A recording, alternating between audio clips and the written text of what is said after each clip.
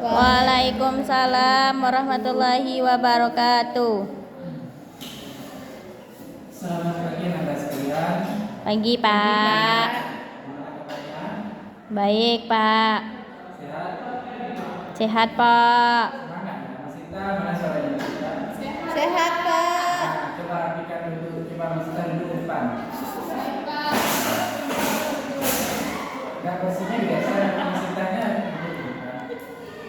Ayo, kita mau mulai pelajaran dari cepat. Iya.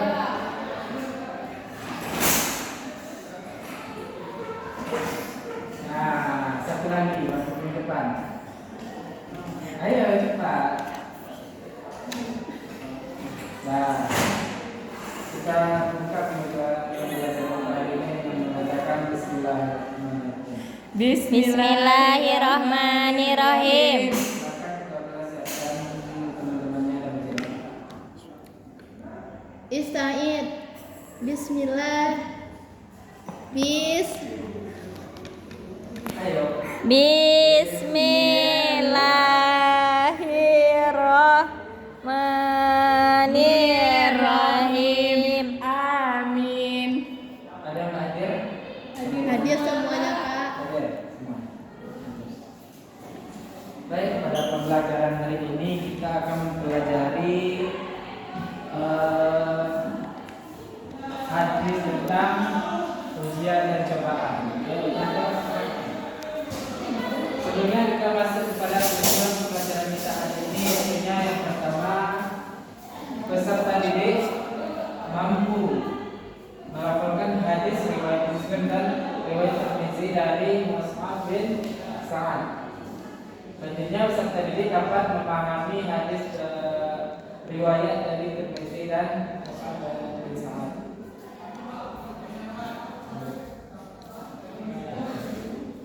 Dan siapa yang bisa bacakan hadisnya? Boleh ke depan kalau ada nampak. Nah, maju. Kita Pak katanya Pak. Ya, kita cepat. Masih tak cepat. Ami nih. Ami aja, Pak. Ya, silakan. Maju ke depan, Pak. Ya, kita.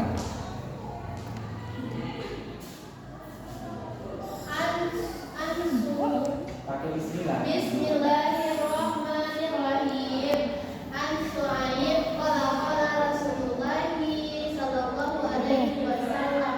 Ajaba li amril mu'minin innal amru kullahu khairun wa laisa dzalika li ahadin illa lil mu'minin in asabathu sarra'u syakara fakana khairan lahu wa in asabathu darra'u sabara fakana khairun lahu. Ya Pak, kasih pula Pak. Dari Su'aib berkata Rasulullah SAW bersabda, perkara orang mukmin mengagumkan, sesungguhnya semua perimannya baik dan itu tidak dimiliki seseorang pun selain orang mukmin. Bila dia tertimpa kesenangan, dia bersyukur dan syukur itu baik baginya, dan bila tertimpa musibah, dia bersabar dan sabar itu baik baginya. Hadis riwayat Muslim. Nah, dalam hadis ini bahwa Rasulullah berkata perkara orang mukmin yang mengagumkan itu sesungguhnya semua peringatnya baik dan itu tidak dimiliki oleh seorang pun selain orang mukmin. Jadi kita sebagai orang mukmin sangat dikagumi perilakunya ada agama lain. Begitu pun ketika kita tertimpa musibah. Nah, di sini kita disuruh bilang ketika kita tertimpa musibah, maka kita Bersyukur. Tidak Pak. bersabar. Nah, ya silakan masuk lagi. Ya Pak, maaf Ketika Pak. kita ditimpakan musibah, kita harus sabar. Dan ketika kita kita bersabar. Jadi, nah, dari hadis di atas menunjukkan bahwa perbedaan antara orang mukmin dan orang Kafir. kafir. Bahwa kita sebagai orang mukmin ketika ditimpakan musibah, Allah akan menambah nikmat kepada kita ketika kita bersabar, bersyukur ya, sabar. Nah, dalam hadis tersebut dapat dua yang kita sebutkan bahwa pujian karena adanya kebaikan yang didapatkan. Yang kedua tentunya perasaan puas dengan kebaikan yang diterimanya meskipun kelihatan sedikit, dia tetap merasakan bersyukur. Nah, semua urusan orang beriman akan menjadi baik bila ia mau bersabar ketika ia ditimpa musibah. Sebagai orang beriman, Islam meyakini bahwa di setiap musibah masih ada dalam batas kemampuan Manusia. Jadi Allah akan memberi kita ujian dan cobaan. Kalau tidak sabar, Pak. Tentu kalau kita tidak sabar, Allah akan Marah, Pak. marah Allah gitu. Bukan, Pak. Marah maksudnya tuh Allah akan terus menguji kita sampai kita tuh sabar, Pak. Bagus. Beri apresiasi kita. Nah, ketika kita tidak sabar dalam menghadapi ujian dan musibah, maka kita belum mencapai tingkat keimanan yang lebih tinggi daripada orang-orang kafir Quraisy. Quraisy. Selanjutnya hadis dari Tirmidzi. Nah, silakan Mas Ita bacakan ke depan. Bantu Bapak. Ayo. Ayo Mas Vita. Iya, Pak. Hadis Tirmidzi tentang ujian dan cobaan. Bismillahirrahmanirrahim.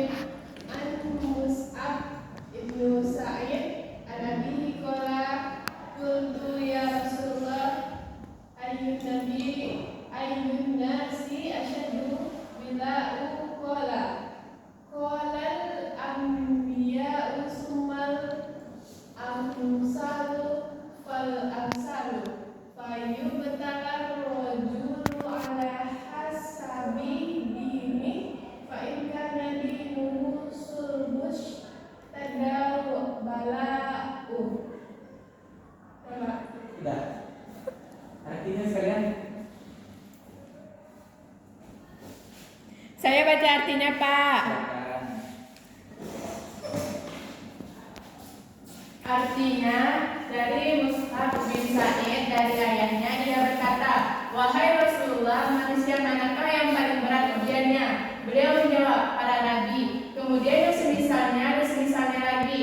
Seseorang akan diuji sesuai dengan kondisi agamanya. Apabila agamanya begitu kuat, maka semakin berat pula ujiannya.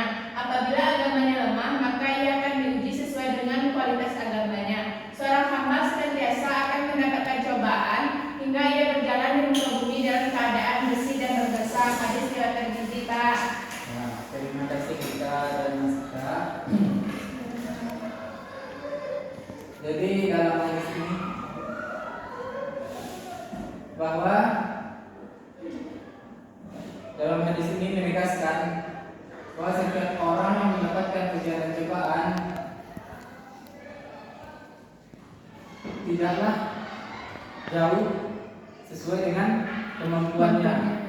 Jadi berdasarkan keimanannya semampu itu juga Allah akan memberi ujian tersebut. kepada kita. Tidak mungkin Allah memberi cobaan tapi tidak Sanggup, kita tidak sanggup. tapi tidak bisa memberinya. Nah, ujian dan cobaan diberlakukan sesuai dengan tingkat keimanan seseorang. Karenanya para nabi dan rasul mendapatkan ujian paling berat. Kemudian orang-orang yang beriman mendekati para nabi seperti tabi'in, dan kalau kita melihat sekarang seperti para ulama kita, Ustadz. ya tentu ia akan lebih tinggi cobaannya daripada Pada orang- kita orang biasa, awam. awam. Nah, tentunya yang pernah dengar hadis kalau setan akan menggoda seseorang Jika imannya lebih tambah tinggi, Pak. sesuai dengan Tingkat keimanannya. Pak. Berarti kalau tinggi iman seseorang, berarti setan yang akan mengganggunya juga tinggi ilmunya. Kalau kita berarti nggak tinggi setannya ganggu berarti, Pak. Ya Bapak juga nggak tahu bahwa Islam mana tahu iman dari husnul tinggi di hadapan Allah Subhanahu wa taala. Berarti tambah berat ujiannya, Pak. Itulah berat ujiannya seperti yang dijelaskan dalam hadis. Ya, Pak.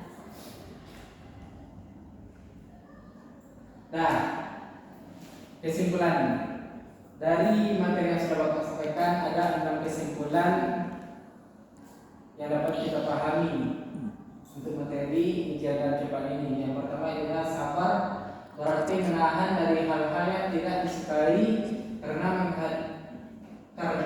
hanya mengharap ridha Allah Subhanahu wa taala. Yang kedua intinya Allah pasti akan memberi ujian dan cobaan kepada setiap manusia. Yang ketiga intinya ujian dan cobaan Allah Subhanahu wa taala sesuai dengan Kemampuan kita masing-masing. Ya, Pak. dalam menerima ujian dan cobaan tersebut. Yang keempat intinya Saya baca, Pak. silakan Bapak. Besarnya pengorbanan dalam bersabar, maka orang yang mampu melakukannya akan mendapat balasan yang baik di sisi Allah. Nomor 5, ujian dan cobaan bisa berupa hal-hal yang menyulitkan dari berupa hal-hal yang menyenangkan. Yang keenam dibacakan kita katanya, Pak. Yang keenam, bentuk sabar bisa berupa menjelaskan ketaatan kepada Allah Subhanahu wa taala, sabar dalam menahan untuk tidak bermaksiat, Pak. Terus sabar dalam menghadapi musibah, Pak. Berarti dari yang sudah Bapak paparkan tadi dapat disimpulkan bahwa ketika kita ditimpakan ujian dan cobaan, maka kita harus perbanyak Bersabar. Salah satu bentuk kita sabar dalam menghadapi ujian apa? Menerima dengan lapang dada. Kalau ujian tuh kita akan dapat pahala dari Allah, Pak. Kita akan menjadi lebih kuat jika dikasih ujian, Pak. Tambah taat beribadah. Nah, bagus. Berarti dapat memahami dari yang sudah disampaikan kan? Ya, Pak. Ya, kita semua dulu.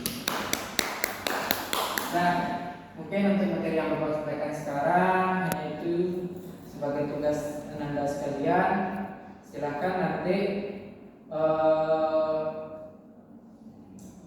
buat peta konsep dari materi kita hari ini. Ya, Pak. Baik, Pak. Ya, Pak. Nah, mungkin hanya itu yang dapat Bapak sampaikan. Kita tutup dengan doa kafaratul majelis. Subhanakallahumma wa bihamdika asyhadu an la ilaha illa anta astaghfiruka wa atubu ilaik.